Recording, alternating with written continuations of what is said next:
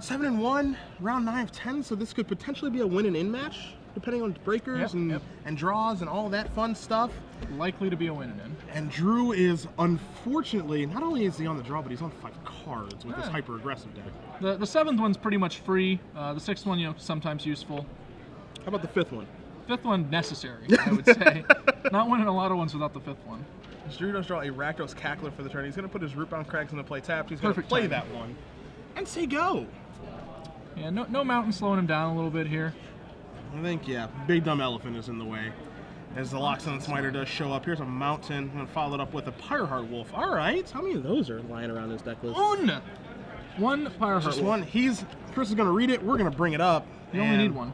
That's absolutely true. You do only need one of these. And this was like the old staple before Boris Reckoner became a card. Right. And Pyreheart Wolf was pretty gosh darn good then. Even though it was like a 3-mana 1/1. And so now we see an attack there with the Loxodon Smiter, which, I mean, this has got to be This smells like a Restoration Angel. Well, it's not that big a deal if it is, because we'll still get to keep our Pyreheart Wolf even if he blocks to kill it. And if he blocks to kill the Rakdos Cackler, he's risking, you know, like Gorklan Rampager or whatever. That's true. Any Gorklan Rampagers hanging out there? I feel it's got 4, right? I don't... Yeah, he has 4. Okay. Yeah, it feels like a Gorklan Rampager type deck. It's like not that big a deal. Yeah. So Cackler's gonna agree to trade. Yeah. Cackler's gonna bite the dust, and he's gonna get across in for 1. Pillar of Him's gonna finish off that Angel. Let's see if Drew has a follow-up. He does in the form of Firefish Striker. All right, so he's trying to mount at least a little bit of an offense here. Sure.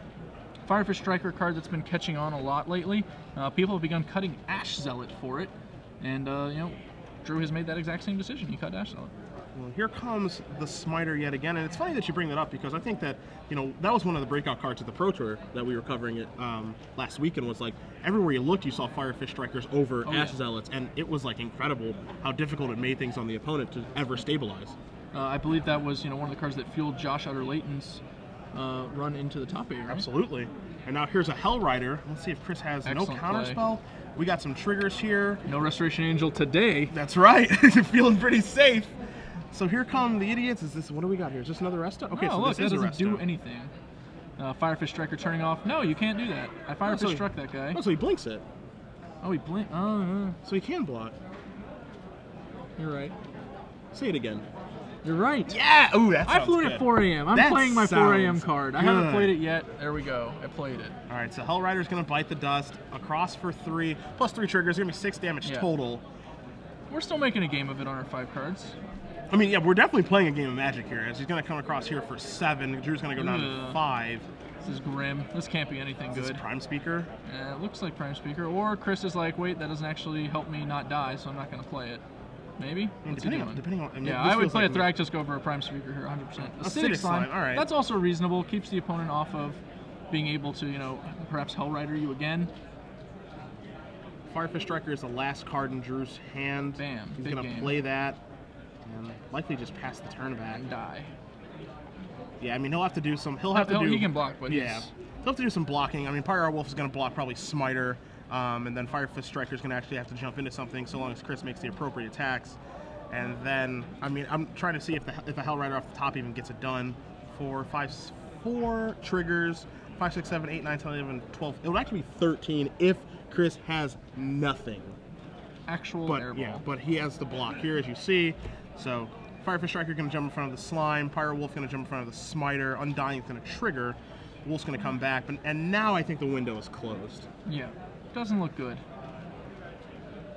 No, I traded with 1. He's right here. This one's still alive. Yeah. All right. Your Acidic Slime doesn't get to kill land in both my Firefish Strikers. Come on. All right. Sever the Firefish. Yeah. So here's Prime Speaker Zagana. It's going to draw a bunch of cards. It's a big guy. 4 cards coming. 2, 3, and 4. And 5. Excuse me. Pass the turn back, so there's a better die for you. He's going to draw a card, and he's going to scoop him up. So Drew's going to be down a game here to Chris. Prime Speaker Band does win after Drew does take a mulligan to 5. Not terribly surprising. No. So, moving over to Drew's sideboard, it doesn't really seem to have a great deal for this matchup. Yeah, he can bring in Skullcrack if he wants. I don't think he would want to. It's not very good against anything except for Thragtusk. Against these decks, they've kind of like, now that you know the Prime Speaker Bands kind of doesn't really need Sphinx's Revelation. Now they have like Progenitor Mimic to go along with the the big gal, right? Yeah, that's true. I mean, he does have 4 Thragtusk, and actually there's no Sphinx's Revelations here in Chris's deck, which is a little bit Like surprising. I'm seeing into the future. Yeah, that's actually a little surprising. I haven't seen a Prime Speaker Bant decklist without that card, so that's kind of neat. And Drew also has access to Mark of Mutiny, which can be an interesting card in this kind of matchup. Obviously, it wouldn't have done him any good in that game, so it might be, I would be, a little gun-shy perhaps about it after saying, like, oh man, if I had Mark of Mutiny, I would have just gotten owned over and over. Yeah, by Restoration Angel. Yeah, I But, mean, there are definitely situations that do occur where it's really, really nice, and there are some juicy targets here, but I think I agree with you. Yeah, I think you got to stick to your guns and probably bring in, like, a couple copies, maybe all 3, but it just seems like a powerful enough card that you want access to it, and you just kind of have to, hope that you don't get blown out the way you did before. After all, a lot of the cards in this deck aren't so good. Pillar of Flame, for example, that card is doing very, very little. Searing Spear is at least a little more bang for your buck. Do you want to keep in Pillar of Flame just to try and kill, like, Absence Pilgrims? That doesn't sound very good. Yeah, I mean, there's 4 copies of Absence Pilgrim. Besides that, Pillar of Flame is actually, you're going to have to, like, run your guy in, it dies, and then Pillar of Flame to finish off a Smiter. So, that's not a winning strategy. No, I imagine we'll be getting rid of those, probably bringing in the Marks and maybe some Skull Cracks as well. You have to keep in mind that Drew obviously doesn't know Christopher has access to 0 copies of Sphinx's Revelation. He would probably assume that there are somewhere between 0 and 3. Yeah, I mean, traditional Prime Speaker Bant deck lists, as you said, do have in between 0 to 3, in between 1 to 3 copies. So to see none here is a little bit surprising. The one card in Drew's sideboard I would expect to actually see come in is Mizzium Mortar, just because it is a clean answer to Smiter and to a lesser extent Restoration Angel. That's fair. I've always been a little reluctant to bring in Mizzium Mortars when I know that I have to be like the hardcore aggro deck, because it's very easy for me to just get into a game where like I'm drawing that card when I need like any other spell in my deck to like actually get it done. That said, it is an efficient answer. I might bring in 1 or 2. I think I would be hard pressed to find a game where drawing 1 copy was all that bad. Sure. But drawing 2 could definitely be enough to just KO you in a spot where you shouldn't be KO'd. Taking a look at Chris' side over here, the first card that jumps out at me, at least, is Voice of Resurgence. Is that a playable spell? That is. Deer Antlers are very good, and there's 3 copies of that, and I can't imagine those don't come in. 2 copies of Garruk Primal Hunter will probably stay on the bench. 2 Negate, 2 Dissipate. Arguable if those are going to come in. Maybe Negate, but I actually doubt it. 1 Cavern Souls, 2 copies of Supreme Verdict to go along with the 2 in the main deck, so he can board up to 4 Wrath effects, and then 3 copies of Selesnya Charm. So it looks like his deck is like very good against like a pure aggressive deck. Looks like he's going to be getting a lot better after board. We just discussed Drew appears to be getting, only slightly better. Yeah. Just very minor changes. So it looks like the post-board games are going to favor Chris. Being on the play this game for Drew is certainly paramount, but the difficult thing is if he does win this one, being on the draw game 3 with all these insane cards that Chris has access to is going to make it pretty difficult. Yeah. And starting off on the play with just a Rootbound Crag makes it kind of tough too. That no turn 1 play here. Yeah, no, he does have a Mountain, but he doesn't actually have a turn 1 play, so decides to go ahead and play the Rootbound Crag, perhaps conceal a little bit about his hand. Chris taking 2 for Absence Pilgrim. Yeah, gets off with a mana accelerant here, so we could see like a turn 2 Smiter or something. We're going to see a Burning Emissary into a Flinthoof Boar, so that's at least a good start if he's not going to have a 1-drop. Good start, unless your opponent plays Loxodon Smiter, and then you're a little bummed. Bonk. Elefante. So now we're going to see a Hinterland Harbor, and 2 mana. Oh, that's not an Elefante. That's a Farseek. So mana is not the issue here for Chris Liles this game, that's for sure. Yeah, he's getting ahead real fast. He's going to be able to, threaten a Thragtusk on turn 3. That's pretty good. It's not good. Yeah, as they say.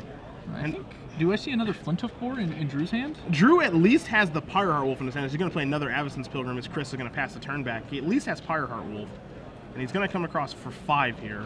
I guess not a Boar or decline to play it. He's going to go with the Pyreheart Wolf. He wants to get this established. The tough part here for Drew is that Chris has at least 1 Supreme Verdict in his hand right now, so he's going to be able to blow everything away if he wants to, except for the Pyreheart Wolf because of Undying. And note that that's going to be a 3-for-2 trade on Chris's end. Yep. He's getting the quote worst end of the deal unquote. Of course, in this matchup, the best end of the deal is the end that keeps you alive. Yes. So just don't die is the goal. As a 3rd Avacyn's Pilgrim is showing up here. It looks like Chris kept one of those hands that's like all gas, no action.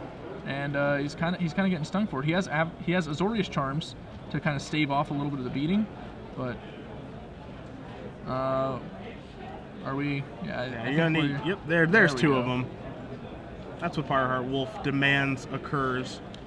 And this kind of telegraphs the likely oncoming Supreme Verdict. Huh. Chris blocking this way. I mean, maybe. I mean, I may have seen his hand wrong. I mean, seeing the Azorius Charm there and double blocking the Power Heart Wolf. Like, if you have Supreme Verdict, I think you would just take the damage, right? I think you'd be like happy taking the damage and then just blowing everything up. At a minimum, the creature that I would Azorius Charm would not be the Flint of 4 that has haste. It would be the Burning Tree Emissary that does not. A little bit surprised to see a Flint Hoof 4 post combat and then not giving it haste too. Yeah, I feel like I don't know what this decision was about. Maybe he was like really scared of a Restoration Angel or something really weird. I don't really know what he could be playing around. Obviously, he has Pyre Heart's Wolf trigger, so maybe he was worried like he'd get into combat, it would get bounced or something, and he wouldn't be able to recast it. Yeah, that might be like something to be concerned about, but now it doesn't seem like very likely. We see an attack here for 1, so Khris is able to cheat a point of damage in. And now we're going to see a Supreme Verdict. That's going to clear everything up. Drew's going to draw a card. It's a Flint Hoof 4. Shocker. That's going to get haste. He's going to come across here. And the last card for Khris is a Azorius Charm. So does he put this on top?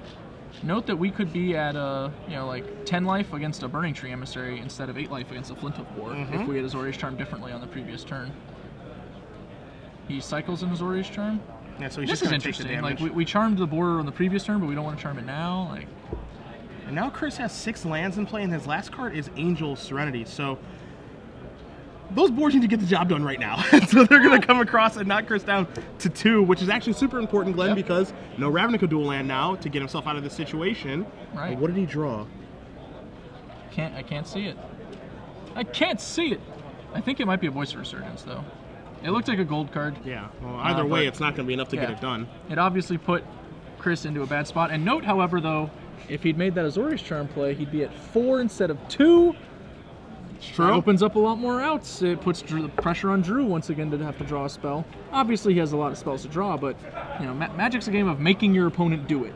Yeah. I mean, there's definitely some indecision there, as you said. Like, we see an Azorius Charm one turn to put Flint Hoof 4 back on top, and then we see in Azorius Charm the next turn, like him thinking about what he wants to do with it, and then finally decides, all right, I'm going to cycle it and try to quote unquote get there. And it's like, what is your overall game plan with these Azorius Charms? Because like, they're not free. You have to use them correctly to be able to get yourself into a situation that you can win the game. Yeah. And I definitely agree with you. Like, the Azorius Charm on the Flint Hoof 4 is kind of dubious versus the Burning Tree Emissary because Boar has haste. I think we also may have pulled the trigger on the Supreme Verdict a little early there. We attacked for 1 with a Pilgrim and then like verdicted. We could have, you know, like just after we traded with that Pyre Heart Wolf, maybe pass it back, use the other Azorius Charm on the Emissary as described, and like chump away our Pilgrims, and then verdict, and you know maybe we buy that other Boar in the verdict. If yeah, I feel like he could kind of rope him in a little bit with like some like weird chump blocking and like Azorius Charming, going, I wish I didn't have to do this, but I do. And then maybe he gets to maybe he ends or gets to where he wants to go with the Angel of Serenity with 2 or 3 extra life. And then Angel Serenity is the backbreaker that it always is, but instead he was never able to cast it. And then the Voice of Resurgence that he drew on the last turn of the game actually would have had some relevance, where that game it ended up not. So. Of course, it's also worth considering, if we had Azorius Charm the Burning Tree Emissary, which as I noted is a play I prefer, it's very possible Drew would, recognize that Khris had let the more dangerous creature stay in play. That's telegraphing Supreme Verdict, along with the block on Pyre Heart Wolf that also telegraphs Supreme Verdict. And at that point, he might just hold his boards, especially considering how flooded he seemed to be, and just make Khris go ahead and do it, or take 3 extra damage on the next turn. So all those things were like a distinct possibility. Yeah, it's actually, that was a relatively complex state based on the information Khris was presenting, and Drew obviously wound up finding the lines that worked based on what Khris did.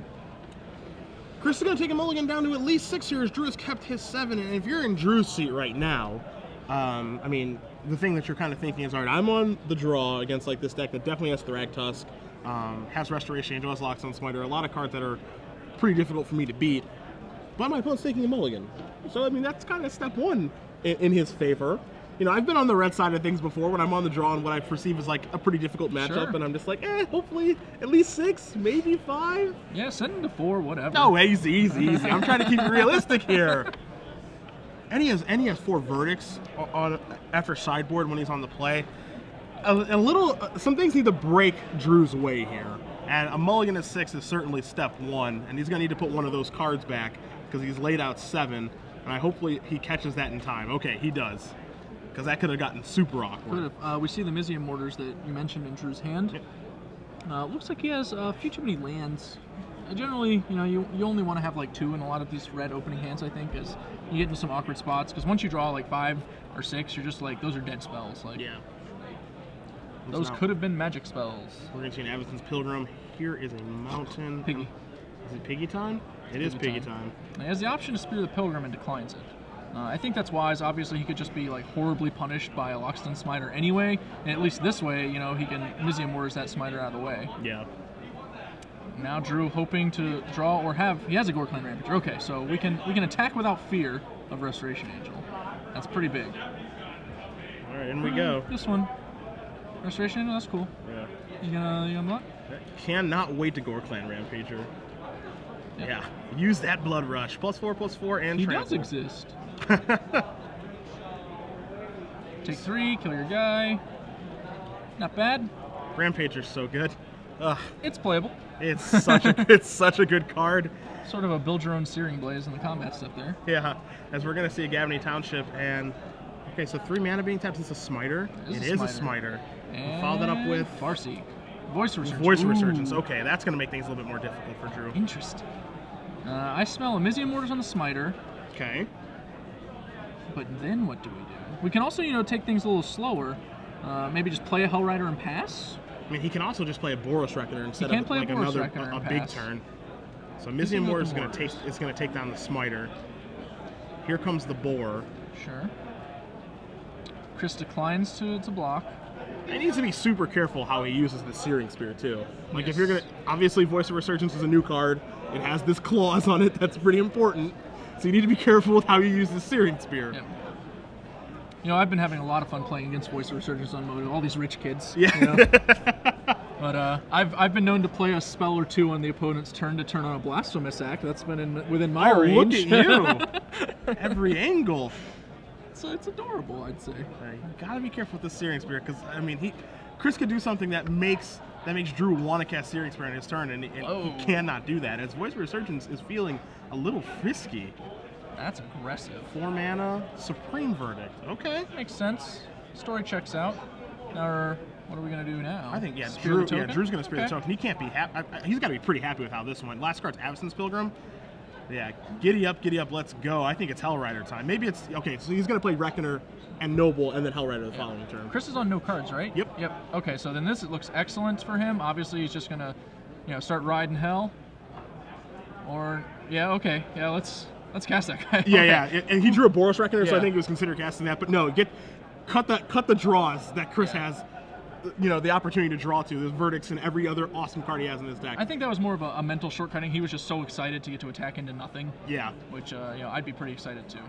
Avacyn's Pilgrim is going to move up from the Gavany Township, but Khris is at 4, and he's going to need something awesome to draw this turn. I'm pretty sure it's like Verdict and nothing else, right? Like. And it's not Hinterland Harbor. Certainly not. Hinterland Harbor not going to do the trick. I've never seen a deader human. Khris is going to get attacked for lots. That's the scientific term. Yep, 3 triggers of Hellrider. There are no good blocks that exist here. Khris is going to activate Gavany Township, and he is going to extend the hand. Yep. Drew does win the match over Khris Liles, 2-1. And we saw the pressure was on Khris in those games. You know, he had to actually draw the cards in his deck that matter, which are, you know, Smiter, Restoration Angel, and Thragtusk, the biggest one. And he failed to draw the last one, which is the most important. Yeah, I mean, if you take a look at just how that game went, you know, one of the things that we looked at, Matthias and I, we examined earlier, was an Eye Blitz player who boarded in Tormod's Crypt against Humanimator, drew it, and then just lost. Yep. So, I mean, if we look at the sideboard cards here for Khris Liles, he drew a Supreme Verdict. He has 2 more in his sideboard, so he's probably boarding up to 4. He drew a Voice of Resurgence. He drew a Restoration Angel, and he